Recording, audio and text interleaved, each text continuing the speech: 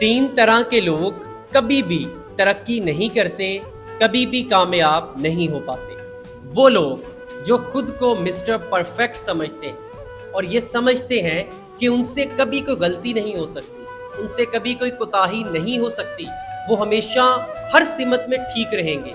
इसका सबसे बड़ा नुकसान ये होता है कि वो कभी खुद को मजीद बेहतर नहीं बना पाते, जिसकी वजह से उनकी तरक्की जहाँ होती है वहीं रुक जाती है और ऐसे लोग दुनिया में कभी अपना नाम पैदा नहीं कर पाते। वो शख्स जो अपने प्रेजेंट में नहीं रहता, वो शख्स जो या तो अपने माजी में रहता है या अपने मुस्तकबल की सोचों में गुम रहता है, वो कभी जिंदगी में तरक्की नहीं करता।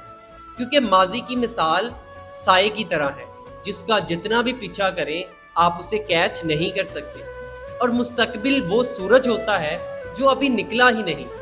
लिहाजा जो शख्स अपने प्रेजेंट को फॉलो नहीं करता वो कभी कामयाब नहीं होता। सुस्त इंसान, जिसको आम पंजाबी जुबान में हड हराम भी कहते हैं, वो शख्स कभी कामयाब नहीं होता जो अपने डेली के कामों को आगे ले जाता है, अपने डेली के छोटे छोटे कामों को भी अगले टाइम पे टालता रहता है, हत्ता कि वो टाइम आ पहुंचता है और फिर जल्दबाजी में उससे वो काम परफेक्ट नहीं होता।